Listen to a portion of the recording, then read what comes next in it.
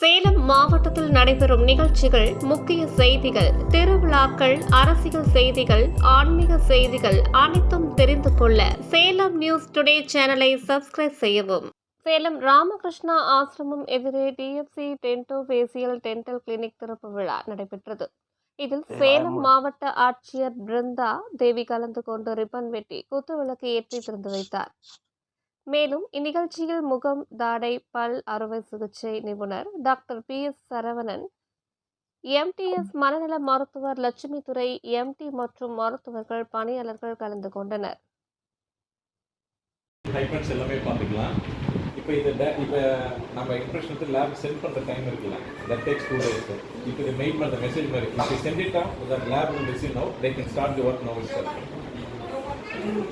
வந்திருக்கு ஐடென்டிஃபை ஆகிட்டப்ப அதை ப்ராசஸில் இருக்கு மேடம். வந்துச்சுன்னா we can இம்ப்ரெஷன் இது பண்ணிட்டோம்னா ஒரு 1 hourல we can give the count to the patients. அந்த மாதிரி ரெடி பண்ணி. எந்த பேட்ச் நீங்க? 97 உங்களுக்கு இந்தியன் ஜூனியர் 97 ட்ரைக்கிங் ஃபுட் பேட்ச். வணக்கம், நான் டாக்டர் சரவணன், முகம் தடை அறுவை சிகிச்சை நிபுணர், சேலத்தில் இருக்கோம். இப்போ கிளினிக் வந்து ராமகிருஷ்ணா ரோடு, ராமகிருஷ்ணா ஆசிரம் ஆப்போசிட்லேயே டிஎஃப்சி டென்டோஃபேஷியல் டென்டல் கிளினிக்னு ஆரம்பிச்சிருக்கோம். ஏற்கனவே 23 இயர்ஸாக ப்ராக்டிஸ் பண்ணிட்டு இருக்கோம். காந்தி ரோடில் இருக்கு. இப்போ இந்த இடத்துல இன்னொரு பிரான்ச்சு, செகண்ட் பிரான்ச் ஆரம்பிச்சிட்டு இருக்கோம். ஃபர்ஸ்ட் ஃப்ளோரில் இருக்கு.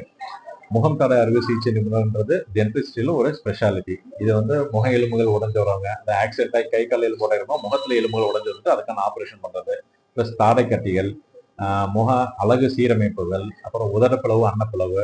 நிறைய பேருக்கு அந்த குழந்தைங்களே உதரப்பிளவு, அன்னப்பிளவுலாம் இருக்கும், அது தெரியாம அப்படியே விட்டுறாங்க. ஸோ அதெல்லாம் வந்து பிளாஸ்டிக் சர்ஜன் பிளஸ் முகம் தடை அறுவை சிகிச்சை வந்து ட்ரெயின் பர்சன்ஸும் அதில் பண்ணிட்டு இருக்காங்க. இப்போ இந்த கிளினிக்ல பார்த்தீங்கன்னா அட்வான்ஸ் டெக்னாலஜி, அதாவது டிஜிட்டல், முதல்லாம் பற்கள் அளவுகள் எடுக்கிறதுக்குலாம் அளவுலாம் மாவு மாதிரி வச்சு அளவு எடுப்போம். இப்போ டிஜிட்டல் ஸ்கேன் மாதிரிலாம் வந்துச்சு. டிஜிட்டல் ஸ்கேன் மாதிரி வச்சுட்டு நம்ம மெசேஜ் அனுப்புறமா அனுப்பிச்சிட்டோம்னா உடனே லேப்ல பண்ண ஆரம்பிச்சிடலாம். ஸோ அன்னைக்கே பல் செட்லாம் ரெடி ஆகிற மாதிரிலாம் டெக்னாலஜிஸ் வந்திருக்கு. ப்ளஸ் ஸ்கேன்ஸ், முதல்லாம் ஸ்கேன் எடுத்துட்டு நம்ம வெளியே அனுப்பிச்சு வைப்போம். இப்போ ஸ்கேன் வந்து டென்டல் கிளினிக்ல எங்கேயே ஓப்பன் பண்ணிடுச்சு. ஸோ பேஷண்ட்ஸ்ல வெளியே போக தேவையில்ல, உள்ளாரே எல்லா ஃபெசிலிட்டிஸ் இருக்கு. எல்லா dental advanced digital technology, cutting edge டெக்னாலஜியோட இருக்கிறதுனால மக்களுக்கும் நல்ல சேவைகள் கொடுக்கறதுக்கு பயனுள்ளதாக இருக்கும். ப்ளஸ் ஓரல் கேன்சர், அதாவது வாய்க்குள்ளார புற்றுநோய், இந்த ஸ்மோக்கிங்கு, வெத்தலை பாக்கு, குட்கா, பான்லாம் போறப்ப வாயில புற்றுநோய் வரும்.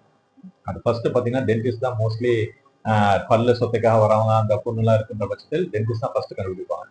ஸோ மேக்ஸோஃபேஷியல் சர்ஜரின்றப்ப அது எங்களோட ஸ்பெஷாலிட்டி. நம்ம பார்த்து சதை பசுலாம் கொடுத்துட்டு ஆப்ரேஷனும் பண்ணுவோம். சில டைம்ஸ் ஆன்காலஜிஸ்ட் இருப்பாங்க, அவங்க கூட ரெஃபர் பண்ணிடலாம். அது போல தாடையில வலி இல்லாத கட்டிகள், கண்கள் பக்கத்துல ஏதோ கண்ணு மூடுற மாதிரி இருக்கும், இந்த தாடை பெருசா இருக்கும், வலி இருக்காது கட்டிகள், அந்த எக்ஸ் எடுத்து பார்க்கறப்பதான் தெரியும். ஸோ அதற்கான ஸ்பெஷாலிட்டியாகவும் ப்ளஸ் குழந்தைகள் பல்லுக்கு கிளிப்பு போறது, அழகு சீரமைப்பு, சொத்த பற்கள் அடைக்கிறது, பற்கள் வைக்கிறது, எல்லா ஸ்பெஷாலிட்டியும் இங்க டென்டல்ல இப்ப இந்த இடத்துல அட்வான்ஸ்டா நம்ம பண்ற மாதிரி இங்க பிளான் பண்ணியிருக்கோம். நல்ல சேவை செய்ய எங்களுக்கு ஒரு சந்தர்ப்பம் கிடைச்சிருக்கு. அதற்கு அனைவருக்கும் நன்றி. ஏன்னா இப்ப பல்லு எடுக்கிறதுன்னு பாத்தீங்கன்னா ஜென்ரலா எல்லாத்துக்குமே ஒரு பயம் இருக்கும். பல்லு எடுத்தோம்னா எல்லாம் மூளை பாதிக்குமா அதெல்லாம் தெரியல, பட் டெய்லியுமே பற்கள் எடுத்து தான் இருக்கும். இதே போல ஹார்ட் பேஷண்ட்ஸுக்கு பாத்தீங்கன்னா அதுக்கான மாத்திரைகள் சாப்பிடுவோம், குளோப்லெட், ஆஸ்பிரின்லாம் சாப்பிடுவோம். அந்த மாத்திரைகள்லாம் நிறுத்திட்டு வர மாதிரி இருக்கும். பட் அது நாமளே கூட சொல்றதுல அதற்கான கன்சல்ட் எந்த டாக்டர் இருக்காங்களோ அவங்களோட ஒரு லெட்டர் ஒப்பீனியன் பேசிட்டோம்னா, சில பேருக்கு மாத்திரை நிறுத்தி தான் எடுக்கணும்னு சொல்லுவாங்க, சில பேருக்கு நிறுத்தாம எடுத்துக்கணும்னு சொல்லுவாங்க. ஸோ அவங்க டாக்டர்ஸ் அட்வைஸ் பிரகாரம் போயிருக்கும்.